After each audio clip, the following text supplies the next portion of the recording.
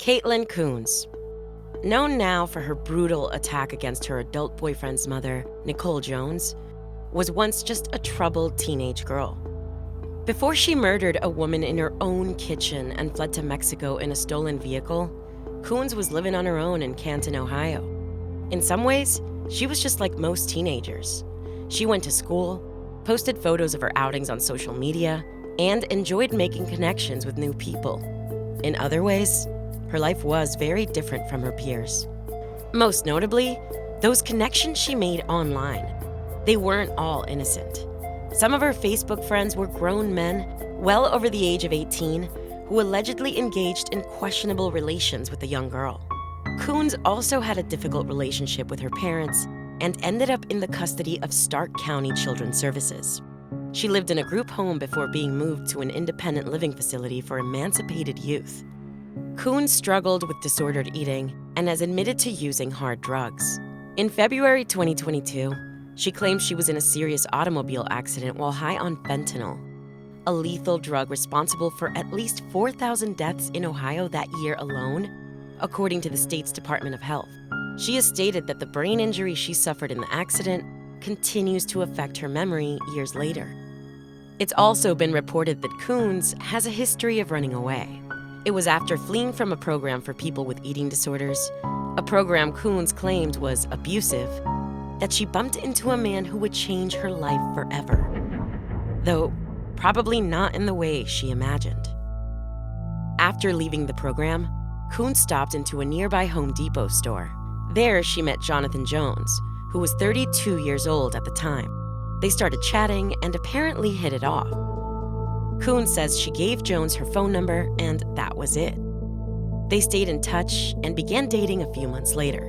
In an expository interrogation with Coones, investigators discover how a relationship that started in an aisle at a Home Depot ended in an El Paso interrogation room just over the Mexican border. As Coones shares the story of her disturbing romance with Jones and a gruesome murder, investigators listen closely, wondering how a 17-year-old girl could be capable of such a heinous crime. What's your first name? Jonathan. What's Jonathan's last name? Jonathan. And so they said something about the age? They said that it was bad, but after I talked to the translator after getting to the police station, he said that the whole reason why we got stopped was because of the visas, and then they were like, well, they are going to let you go, but they're going to check the car before they do. They're going to, see if you guys have a permit for it. They're going to deep search it to see if there's anything illegal, but you guys should be on your way to Texas. So actually, can you talk to me about that? What were the circumstances of the Mexicans, like how did you guys get pulled over? What happened? The person I was with, we were going to go and use the bathroom, and they showed up out of nowhere. They took the person I was with, let him against the car. They took me in the back seat, and they asked me what my age was, what we were doing. I said I was 17. We were going to go use the bathroom before, trying to sell jewelry. And he was like, well, the two ages are really bad, I was like, actually, I know it's actually illegal in Mexico. As long if the only time someone can be with someone above the age of 18 is if they're doing something sexually, then the person has to be 18 for someone to be dating somebody above 18. What the, policia or whatever said, they were like, well, we're going to search the car, do a search on it, see what's in there. They were like, if you don't have a permit for it, we're going to have to keep it, and you're going to have to go back to Texas, and you can either go in the car to Texas if you do have the permit, but if you don't have the permit, we're going to escort you guys there ourselves. So they ended up finding marijuana in the car, even though Border Patrol checked that. They already checked the marijuana in the car, and the Border Patrol let us go. They said we were fine, that we have a legal amount in the car for marijuana. Okay. And then that day, yesterday, the policia were like, yeah, marijuana's illegal. Okay. Is that Border Patrol here in Texas or somewhere else in El Paso? I think it was the Border Patrol of, not Texas. I don't know where it was. It's not Texas. I think it was Arizona. Arizona? Yeah. Okay. The border to Mexico? Was that through Arizona or through here in El Paso? I think it was through Texas, if I remember correctly. I don't know anything. I'm trying to remember, but I can't. I have a brain injury. It's okay. So, and you can take your time. We're just trying to understand, right? Do you by any chance know kind of like what a dangerous area you were in? No, I mean, I did see like the Militella and the police drive by and stuff, but like they were driving around so frequently, like I didn't think anything was gonna happen, and like I know how to defend myself because like I grew up in the hood of Ohio, so like I know how to fight for myself. And you know, I've been in fights with girls my age. That's the reason why I don't become friends with people my age, because it's just, no, I don't understand them. Right. So I get it, and I have no doubt that you can defend yourself. But I'm assuming, do you recall driving through Juarez, a town called Juarez? Yeah. Okay. Did you stay in? I don't think so. I just remember driving through it because I have a video of it on my phone. And I have a picture of it with like the name on it. Okay. So I'm just asking because I'm not sure if you're aware of this. Ciudad Juarez is the name of the town. It's one of the most dangerous cities in the entire world. Very deadly. Ciudad Juarez shares its northern border with El Paso. Much of the danger the detective is referring to is related to territory battles between criminal groups. As the border report puts it, Ciudad Juarez and the state of Chihuahua are known to be home to a high level of cartel activity, and violent crime rates are on the rise. Villa Ahumada, a town about 80 miles south of Juarez, is where police picked up Coones and Jones. Detective Colette Bonley tells Coones it's also a community known for violence and gang activity. It's what we call cartel country. So a little bit different, right, than just getting in a fight at school. I mean, these are people that we head, you know, and so that's another reason that we want to talk to you, is because we want to make sure that you're okay. I mean, obviously I see that you're okay, but from two people from Michigan, are you from Michigan? No, I'm from Ohio, excuse me. Two people from Ohio, like, coming through, bless you, you know, and then I'll call it what it is, right? But you're white. The individual that you're traveling with, is he white? Yeah. Right. You know. Yeah, I know. It's Ringos and Ringos, right? And like, it is a target. So were you guys driving a vehicle? Yeah. Okay. We were driving his mom's because the mom gave us permission to drive it and stuff. And Nikki, right? Yes. Nikki. Okay. After nearly an hour of interrogation, Coones voluntarily admits to driving Nicole Jones' missing SUV from Sylvania, Ohio to Villa Ahumada in Chihuahua, Mexico. It's a trip that would take days of driving. We used her car because she gave us permission, and, you know, that was it. We used most of the money he saved up or whatever to, you know, get there to Mexico, and we had a good experience. Like, we ate Mexican food, we stayed here and there, you know, it was a good experience. But like I said, I thought we were good for the most part because I've seen like a lot of Militara and Policia. Yeah. What kind of car was it? It was like a white like SUV. Is it new or old? I think old. Old. So was it junky or in good shape? Like in between the junky and good shape. Okay. Did you guys change license plates or anything, or so is the tag still Ohio? Okay. Honestly, I think that you guys are pretty lucky. You know, did you guys ever get stopped by the Mexicans other than when they picked you up? Did they stop you? So we sold jewelry, we sold a phone, and that was it. That went okay. We did get stopped by the police like once before we got arrested, and they wanted to check out the phone, so we handed it to them and stuff and let them check it out. And then they were like, no, because it has no Wi-Fi. I mean, it's Wi-Fi, and obviously they didn't want it. It was the one that I had right now. So they handed it back to us, and then, yeah. And what about the jewelry? Nothing, I don't think anything fell about the jewelry. That's when we got stopped, because we slept in the car, we woke up the next morning, we were about to go use the bathroom, and that's when the police showed up. What kind of jewelry were you trying to sell? Like old ancient jewelry that I had. Not like ancient, sorry. It was like old jewelry, like charm bracelet, rings, like, you know, the rings that girls are. And you said it was jewelry that you had? Mm-hmm. Okay. When the pair left Sylvania, they made off with Nicole Jones' jewelry with intentions to sell it.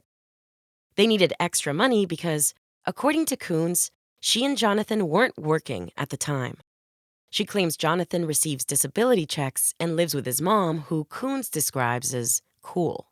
Yeah, his mom is like a cool type of mom. Like, she likes to play card games, go on walks, you know. You know, when we were trying to, you know, take her to Mexico, she didn't want to come because she was talking about her Superman boyfriend. And I was like, she said that she was apparently dating Superman. I was like, oh, okay. I'm not going to stop you there. She was going to go with you guys? No, she wasn't. Oh. She said that she was talking to her, you know, Superman boyfriend and stuff, and that she had things to do, and I was like, okay. And I was like, yeah, she's about to come to that age. Are you referencing like Alzheimer's, like dementia? Yeah, Alzheimer's and on the verge of losing her mind. Right. So are you pretty close to Nikki? I'm semi-decent. She doesn't like me just because of my age and everything, but like, she's okay with us being together, obviously, but like, you know, she's like, I wish I'm your age. She was like, I'll treat you how like my mom treated me, and this and that. I was like, okay. Did you ever live with them? Yes. Yeah. Okay. Cool. How did she treat you? She treated me well. Yeah. Mm-hmm. Okay. And I'm not asking to get into it because I don't care, you know, unless you want to talk about it. Mm-hmm. I don't mean that offensively. It sounds like you have some trauma from your parents. Okay, yeah, I do not want to talk about that because I've already had to talk about that with children's services multiple times. And we absolutely don't have to talk about that. I just want to make sure that this lady was treating you well. She was treating me well. Okay. How long did you live with her? I didn't live with her. I just stayed there a few nights, like a couple of months. Okay. Does Nikki know that Jonathan's in jail in Mexico? I don't know. I haven't talked to him since he got taken away, so I don't know if he called her or if the police called or what happened with that. I do not know. Does she know you guys are going? Yeah, like I said, we offered her to come with us. Right. Okay. When was the last time then that you like talked to her? Well, there's some lost though because of Mexico. So then mine was the only one working, but then mine kept glitching out. So we didn't really have working because of Mexico. Probably because you were hooked up to the Mexican network. So before you got to Mexico, when you wanted to talk to her? What? When did you want to talk to Nikki before? I think it was like right when we like went to Arizona, like when we talked to her. But I don't know when that was. I just know it was like right before we got to Mexico. We talked to her as we were making our way out to, Mexico or whatever, but then she was talking about, like, she's busy and she doesn't want to talk on, going on walks. Like I said, she's a busy person. I'm not going to keep an old woman. I'm not going to get yelled at by somebody. So we just kept traveling and stuff, and we were like, maybe she just is doing her own thing with, like, not bother her. So that's how that went. Okay. When did you guys leave in Ohio? I do not know that either. You don't know? It was a guesstimate? I don't know an estimate either. I just know that we entered Mexico a week ago and that we went through some states along the way. Okay. I don't remember the states. I know one of them was Arizona. I know that we were in Texas at some point, and I know that we went to Mexico. That's all I know. I can't give you the exact dates because my brain doesn't let me process that because I have a brain injury. That's fine. That's what he said. Because I'm just trying to think of where Ohio is versus where Texas is in Arizona. Very far away. Yeah. Detective Hannah Matza shows Coones a map. She asks if Coones can draw the route they took from Ohio to Mexico. Coones becomes combative, suddenly unwilling to share more information about their travels.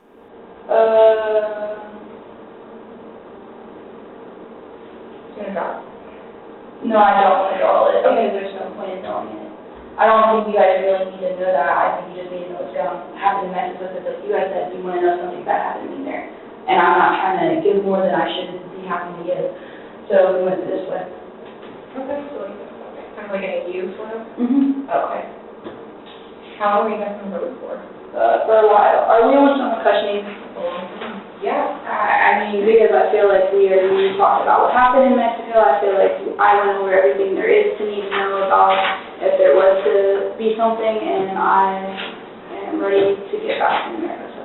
I got that, and obviously I can tell that you're getting like a little bit upset, you know? I am, because I'm not, like, I'm literally in whatever this is, there's jail cells by there, I'm sitting on this metal thing, I could literally, be out and about. Right, so, And you guys said that you wanted to know what happened in Mexico and stuff, and to make sure that I'm not doing anything illegal, and that's the reason why I gave you my passport.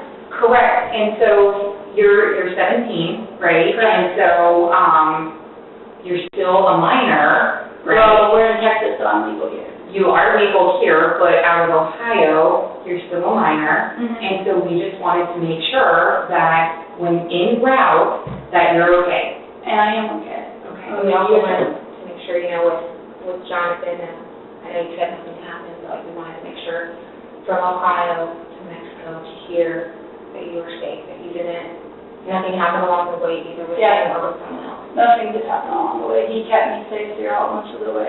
And then the thing is that there was a notification that came in as well that you had been abducted. Okay? Okay, well, I was never abducted, so Okay. I need to talk to whoever said that. Why don't they have said that? I don't know, because I told my caseworker I was going with him, so that's a follow part on her behalf. Right. And so, once again, that's... I know, like, whenever I was, reading the newspapers after the Mexican police, that they said, oh, fugitive is particularly to be with runaway, and and I've been posting off my Facebook account. I talked to my local police. I even have the phone records in my phone. I talked to my local police. They said that they never had me as missing. I said, why didn't they put it out that I went missing this long ago if I did go missing? I said, I'm not with a fugitive. I'm not abducted. I'm not missing. I'm not kidnapped. I'm about to be 18. I am literally what's it called in Ohio is emancipated, because I was living in an independent living house. I was allowed to do whatever I wanted to do. Okay. Because that's what they wanted me to do until I turned 18, so that they didn't have to do more paperwork. Right. So that's what I put on my Facebook, so I don't understand why I feel that. Was Jonathan in trouble for something? Is that why they're saying he's a fugitive? I don't know why they said he was a fugitive. I know that as soon as we got to the police unit and we told them everything, they understood, and they just said that he was going to be in jail for 2 days. Okay. So, yes. Okay.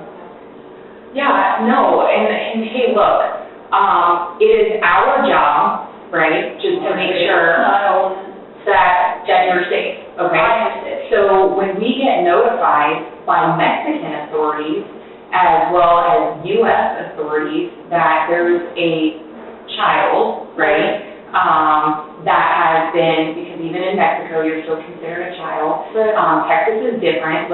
It just so happens that you pass through Texas, right? Right. So let's put what Texas state law is out of the way, right? So we get notified that we have a child that's in Mexico and that's being deported back. We need to make sure that you're okay. I know, once again, like I said, I am okay. I feel like you keep revisiting the question, is she okay? What are the signs that she's not okay? And I'm showing you that I am okay, and I'm saying I am okay, so you need to take my word for it. I am taking your word for it, because now we're face to face, right? But what, up until an hour ago, we were not face to face. And we have been notified that you were listed as a kidnapped child, right? Okay, well, I will talk to whoever I have to talk to about that, because I was not kidnapped. My caseworker knew that I left voluntarily. That would be the Sylvania Township Police Department Coones wants to speak with. Upon receiving information that Nicole was in danger, the Canton Police Department contacted Sylvania Township Police to check her safety. On May 5th, 2023, police pulled up to her home on Timbers Edge Boulevard and tried to make contact, but no one came to the door. U.S. Marshals also arrived on the scene. They had to forcibly enter the home to check on Nicole Jones, who wasn't there. Neither was her son, Jonathan Jones, who reportedly lived with her. Police and U.S. Marshals grew increasingly worried over Nicole Jones' whereabouts. Meanwhile, back in Canton, Coones had been reported missing since April 18th. Stark County Children's Services informed Sylvania Township Police that one of their employees allegedly received a shocking text message from Coones. The text message explained that Coones was not missing or abducted. Rather, she was on the run after killing 2 people. This is Jonathan Jones, is who the kid is. Okay. And he's 33. Yes. Had you ever seen her here? No. All right, so that's the girl that the 17-year-old that he's with. Okay. Who was the older gentleman then? That's him. That's the This is the target. This is the guy that's wanted by Wood County. Okay. The pieces are starting to fall together for investigators who discover that Jonathan Jones is already a wanted man. In November 2022, in Wood County, Ohio, Jones was indicted on charges of endangering children with a human trafficking specification and pandering obscenity. Authorities found nude photos and video of Coones, a minor at the time, on Jones's phone. According to Jones, he and Coones sold the photos. On March 9th, 2023, Jones pleaded guilty to the third-degree felony charges and was released on bond. He was required to wear an ankle monitor with a GPS tracking device while he awaited sentencing on May 4th, 2023. He was prohibited from having unsupervised contact with minors and accessing the internet. Coones didn't agree with the charges. She saw them as a hindrance to her relationship with Jones, who she believed to be kind and caring. What do you like about Jonathan? I like that he's caring and understanding, and I feel like, nobody is like him at all. Yeah. Like, I've never met somebody like him before. What does he do so that he cares? Like, that he cares, he's always making sure that I ate and stuff, and we also had a cat or whatever, so he was always making sure the cat was okay and stuff, and, he was always making sure his mom was okay, too. His mom? Yeah. What's his mom's name? Nikki? Nikki? Yeah. Okay. Why was he, making sure that she was okay? Why did he, make sure she was okay? Yeah. Because she also had a eating disorder. She did? Yeah. Okay. And she's doing okay? Mm-hmm. But, of course, Nicole Jones, who went by Nikki, was far from okay. Her body was likely to be in a Michigan landfill by now, though investigators didn't know it yet. Coones, under the impression that their relationship was being sabotaged by Jones' mother and the court system, was determined to find a way to keep seeing Jones outside of a prison cell. So, in April, just a few weeks before his sentencing, she decided to act. But everything came to a halt when they were discovered at the Mexican border. I'm kind of getting irritated because this took longer than I imagined. The people that I came with, they told me that I was just going to be dropped off and that, I could make it my way to Ohio myself. And then this happened, so I felt like I was lied by the authorities of that. And so I feel like my time is being wasted because obviously I'm okay. I'm not kidnapped. I'm perfectly fine. I don't see anything that would show any signs of kidnapping. I have my phone, so if I needed help, I would have contacted up, or I could have yelled fire or help.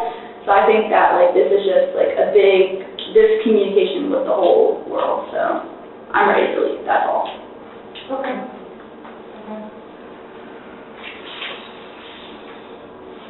So we do have some more questions. Tell me about this Facebook message that you sent.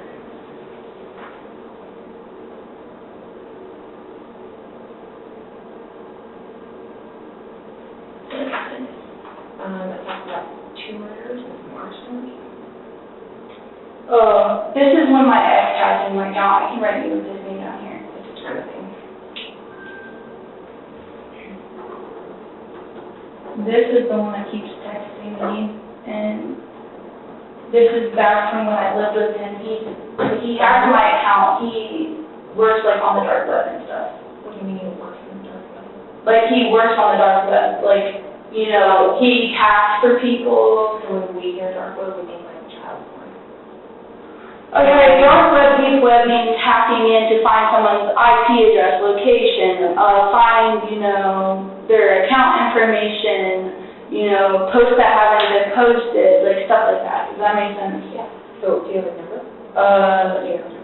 No, I don't have a number. I just know her name. Coones tells authorities that the person blowing her up and hacking her account is a man with the first name of Michael. an adult who allegedly engaged in a relationship with Coones when she was only 14 years old. So, I understand what you're saying. You're not a victim, okay? I understand that you want to be an adult, and that's fine. Mm-hmm. I'm gonna talk to you as an adult, I'm gonna talk to you face to face right now about the issues that we have with this, okay? So, it says you killed 2 people. Okay, but like, you understand he has access to be able to hack it. Let me finish. Alright. It says you killed 2 people. Mm-hmm. We can't find Nikki. We don't know where she's at. I didn't know she was missing. And your guys have her car, Mm-hmm. and you guys had all of her credit cards. I didn't know that he had her credit card. So how do you think it makes us think when there's that and a missing woman? I didn't know she went missing. I must really must think I used to think that, we killed her, but I didn't know that she went missing. Damn. So who killed her? Coones' question is interesting and possibly self-incriminating, considering authorities don't have concrete evidence that Nicole Jones has been murdered at this point in the investigation. Okay, we don't know. No, but I want to know who killed her because she was a nice mom. Wait, I'm saying, we know she hasn't been seen for a while, and it says we killed 2 people. We don't know that she's dead. Okay, but you're putting that on me when I thought that she was doing perfectly fine and everything, and I told you I didn't send those messages. He's been able to hack my account. So what we're trying to figure out is what happened and where she could be. So tell us about this gun that Jonathan had. The gun? I know the gun that he had or whatever, that might be related to when he got arrested, the police took that. So, When did he get arrested? Oh, when? like way back. Took it? No, Oh, it was like way back. Yeah, he got arrested in Wood County. I also got arrested. I went to juvenile jail, got out the next day, but he stayed there for a while, but they took his weed and stuff and his gun. That's what I know that happened back then. I don't know anything else. Did you ever see a gun or? No, I did not. So Jonathan took a gun to a pawn shop here in El Paso and told the people that his mom was dead. He did? Sure did. So, Kaitlyn, we want to help you, Right. and we recognize that you're squinting and that you have a lot of life left. And we want to do what we can to help you. Right. I mean that sincerely. I'm not being He really did that? Yes, yes. He went to Went to a pawn shop here in El Paso, gave him the gun, and said his mom was dead. So I'll give you a chance to talk. what do you mean to talk? Why you done that? Why he would have done that? Mm-hmm. I mean, he probably would have.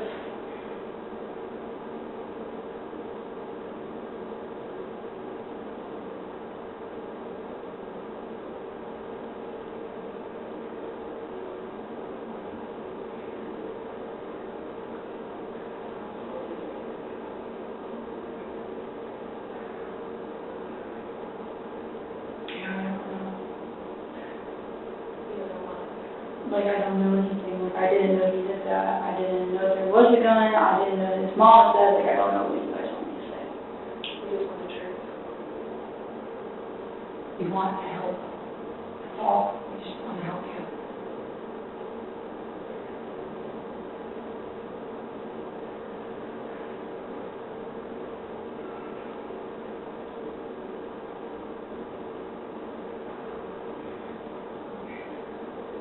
So if she's dead, did you guys find the body?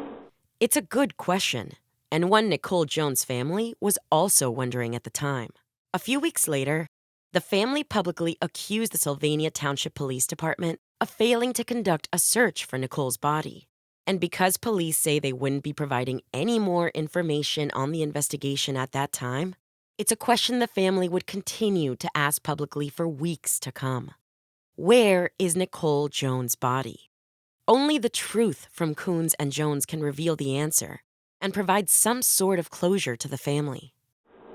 Kaitlyn, we have not only do we have the pawn shop owner's statement, we have the gun now, and then we also have video surveillance putting you guys at the pawn shop. I know we went to the pawn shop or whatever, but I didn't know about the gun. I knew that was, he wanted to pawn something to get money to be able to go into Mexico. That's all I knew, because they said that there's border where you have to pay to get in. Right.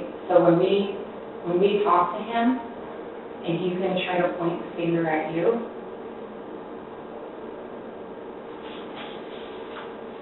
we're trying to help you.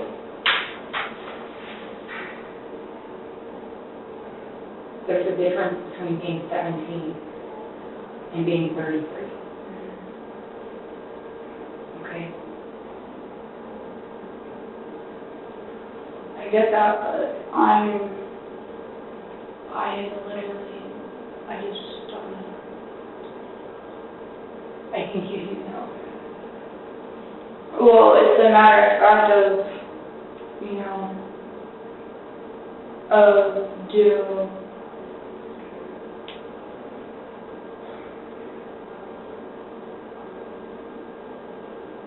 put it all on him, even though it's not all on him, or go to jail. So it doesn't have to be one or the other. Okay? Her job is to present the truth and to find the truth. And that's what we want. We just want the truth. And we want to give you an opportunity to tell your story before he tells it for you.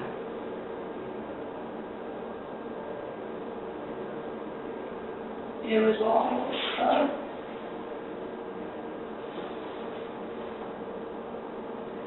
it was all me.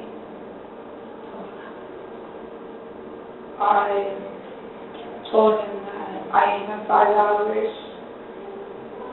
I ran away from an independent living house, and I told him he had 5 hours, to kill her, and he told me that he couldn't do it because that was his mom. His mom. The woman Coones herself described as cool and nice. The woman who Jones allegedly tried to care for by making sure she was eating enough. A mom who let her adult son live with her despite his illegal relationship with a minor, his criminal record, and his lack of employment. Nicole Jones, it seems, was a good mom. Or at the very least, she appeared to be doing her best. Now, investigators hear the details of her horrific murder and of perhaps a second, completely random crime. And so he wouldn't do it, so I strangled her out and I took her rock and banged her head a whole bunch of times. And then I told him about it and he was shocked, so then I let him give him a moment, he threw up, and then we went to go get cleaning supplies that I cashed out and stuff, and then we cleaned up the body, cleaned up everything in the house. We disposed her body in a trash dumpster, and he couldn't do it, so I, was the one that put the body in the trash. And then after that, we took his ankle thing off, and then we went on the run. And most of the way, he was really struggling with it because it was his mom, and he needed marijuana, and that's the reason why, there was marijuana gummies in the car when we tried to get into Mexico. Why did you want to kill her? Because she didn't want us to do it. And you love him.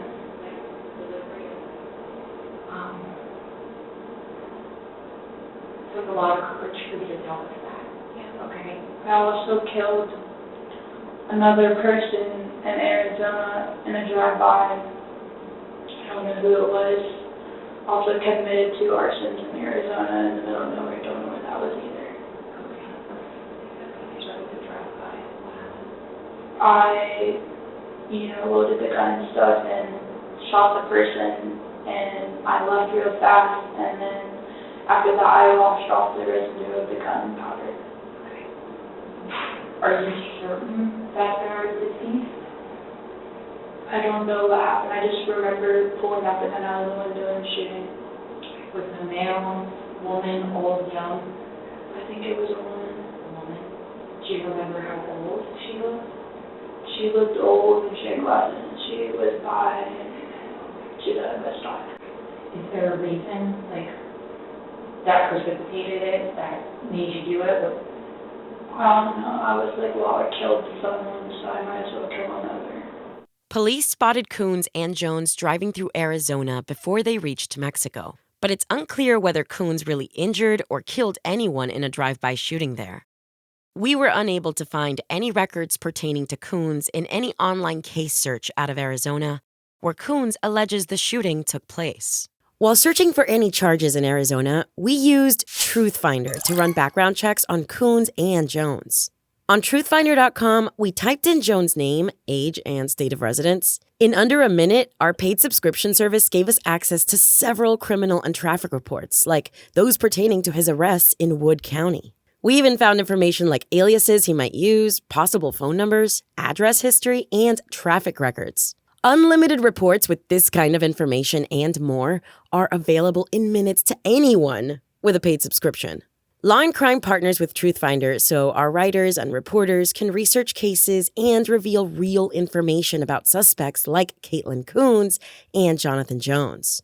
But even if you don't work in true crime, Truthfinder.com can give you peace of mind when you do these unlimited public record searches for the people around you. Search for sex offenders in your area, find out if your new neighbor is safe enough to invite over for dinner, and learn about the people in your life when you search their name on Truthfinder.com. And they'll never know you looked. If you're watching this episode of Law&Crime Interrogations, you can get 50% off your first month of confidential background reports at www.truthfinder.com/LC Interrogations. Link in the description. And what did Jonathan say? He just told me that he has a bad feeling that it was all going to catch up and that, he can't believe he killed his mom and that he misses his mom and, basically that he wished he didn't do it. After spending 3 days in a Mexican jail cell, Jonathan is also interrogated by the FBI. He tells police the last time he saw his mom was just a few days before he and Coones left Ohio. He says she was alive and well. But the FBI already has Coones' statement. When they confront him with his girlfriend's confession and tell him she placed the blame on him, Jones suddenly seems less eager to talk. My gut's telling me to get a lawyer. Your mom doesn't deserve where she's at right now. Right. You wouldn't want that for your mother. I would hope you wouldn't want that for your mother. Never. I love my mom to death. To death, a common phrase with an all too exact meaning in this case. Coones, on the other hand, felt differently about Nicole Jones. Did he kill his mom or did you? I killed her, but he kind of helped with the body retraction, but then after him dropping the feet, I told him, let me do it, you can't do this. Okay. How did you feel after you killed his mom? I got very high and I was tripping really badly. I was like, oh, that really just happened. I really just killed your mom. And he was like, yeah, you did. And he started crying. And then I was like, I'm sorry. And then, I had to toughen it up because then that was when I went to go hide the body. We're going to do that how? Marijuana. Just marijuana? Did you drink at all? Okay. And this was because she didn't want you guys to be together? Yeah, and I think she honestly was really obsessed over him because whenever we were talking to her, about us and stuff, and she was like, well, if you guys have sex, I'm going to be perfectly fine with it and stuff like that. We were like, well, in the future, we're not going to ask you to have sex. That's weird. That's something we would talk out ourselves. Mm-hmm. And stuff like that. And, she was just, always all over her son. Always handsy with him and stuff like that, and being really flirt-like, if that makes sense. Inappropriate? Yes.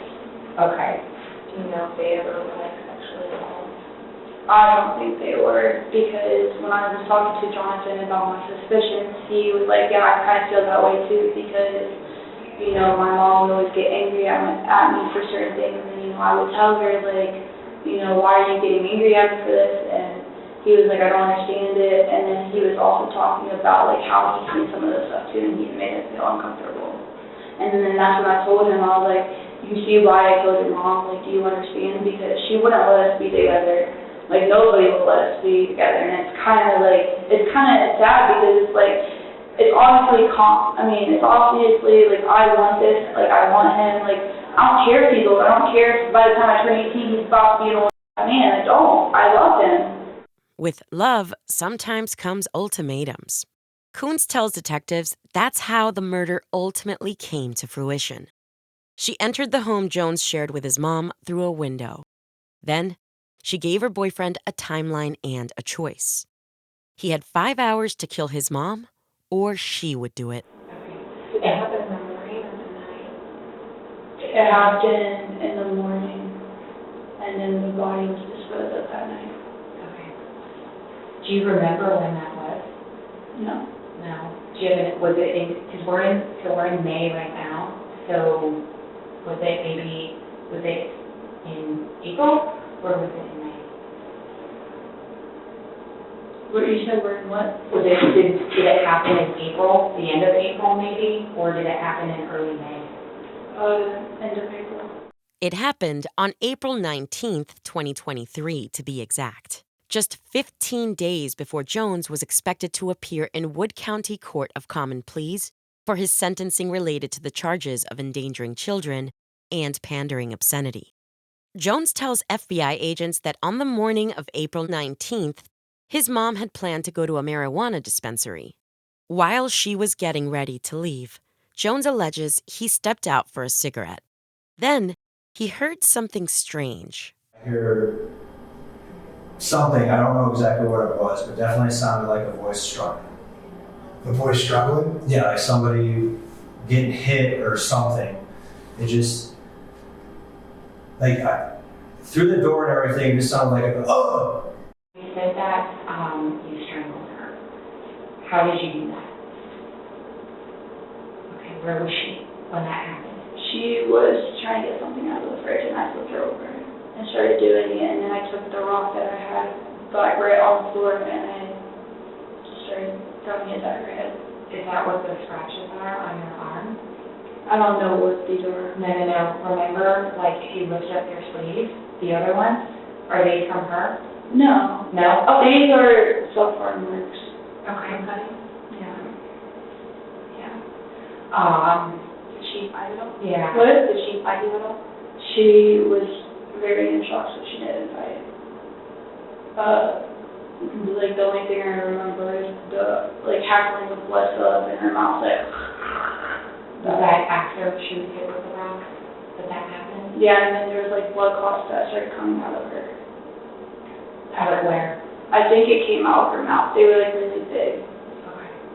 How long would you say that you strangled her for before you hit her with the rock?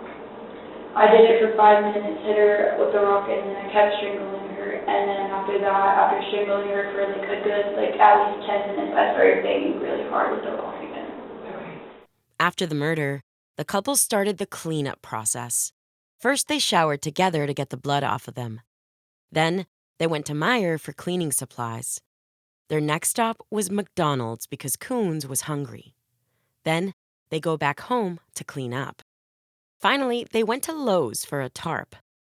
Everything is relatively close to each other, which worked out for the couple because, according to Jones, Lowe's was having a nice sale on tarps.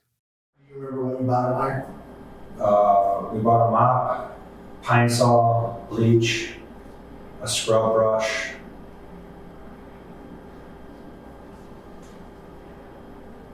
I think that was it. And then we went over to Lowe's and bought 2 tarps. Okay. One to wrap the body and one to put in the back of the car. Actually, it was a deal they had going on for the 2 of them. We had 2 of them for $20 or $15 or something like that. After they bought the supplies, they needed to clean up the crime scene. They hopped back in Nicole Jones's car and headed to the house on Timber's Edge. everywhere there was blood. Okay. Everywhere. Like everything was coated. It was on the fridge. It was on the stove. It was like near the sink. Didn't get into the sink. Go figure. The one easy place to clean didn't go. Just so much blood. I cleaned it up by the stuff that I bought or whatever, by using her identity and her money. I bought a scrub thing, a mop, and I cleaned up all the blood. I threw away the blood clots and stuff like that. I made sure the trash cans were double wrapped, and then I made sure to get it into the dumpsters for tomorrow. So, how did you get her body from the house to the dumpster? We took her car Okay, where did you put the body? in the back seat, In the back seat? So, I'm not familiar with the in car. the trunk. In the trunk, okay, so in the very back? Okay. Did you wrap her with saran wrap first and then the tarp, or the tarp and then saran wrap? Saran wrap and then the tarp. Okay. Do you remember the color of the dumpster that you put her in? A black one, I think. Video surveillance from the Lowe's corroborated the couple's stories. GPS data from Jones' ankle bracelet helped investigators and prosecutors construct a timeline. Jones was wearing the GPS device the day of the murder. After the couple went home to wrap the body, the GPS data placed Jones at a restaurant parking lot around 6:40 p.m. We did head out there to get something to eat because I needed to get out of the house and try to process everything, so we went out there for food again. So you had to walk there? Yeah. No, we drove up there with your mom? Yes. Okay. We went back to the house and we hung out until about midnight. Okay. And then we went to, I can't think of the address number off the top of my head, off of Holland Sylvania Road at the townhouse is an apartment complex there. It's there at the apartment complex where Jones lived previously that the couple decides to leave Nicole Jones' body in a dumpster. You put her body in the dumpster, right? And so, It was by a neighborhood in Sylvania. a neighborhood in Sylvania? Yeah. Is that where she lives? That's me in Ohio. Was it like, one of those big dumpsters, like outside of the store, or was it like a garbage can? A big dumpster. Okay. Was it outside of the store? No, it's outside of the neighborhood houses, like apartments, I think. So it was an apartment dumpster? Yeah, and then I threw away all the evidence in big double trash bags, and we took the trash. Okay. In the same dumpster though? No, and her dumpster, I did that. Okay. And the next day, the trash people came and took all the evidence. Okay. So I just want to take it one step at a time.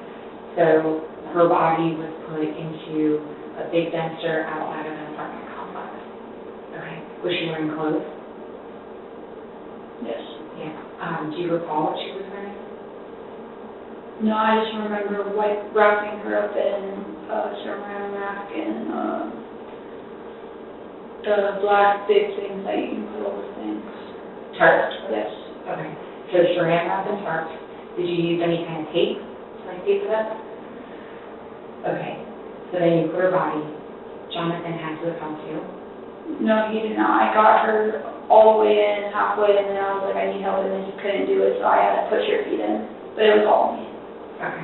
The only part he helped in any of what happened is driving to Mexico, because he said that, to be able to get in Mexico, it needs to be an adult driving.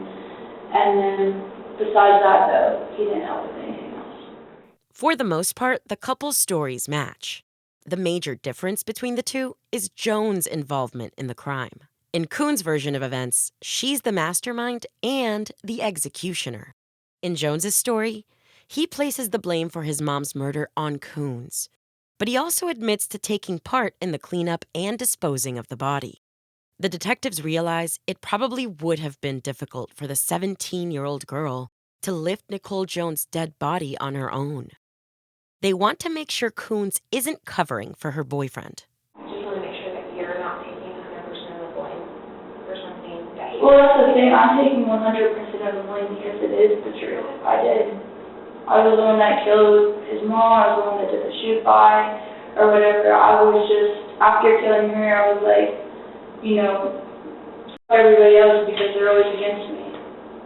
I know she has lied in the past to try to cover her own ass when like being in the group homes and all that. So I don't know if what she told you was the truth or not. I know she is not always 100% honest. I know she's lied to a lot of other people before. Ultimately, Coones and Jones' relationship ended similarly to how it started, in a home improvement store. Except in the end, they weren't exchanging numbers, they were gathering what they needed to cover up a murder.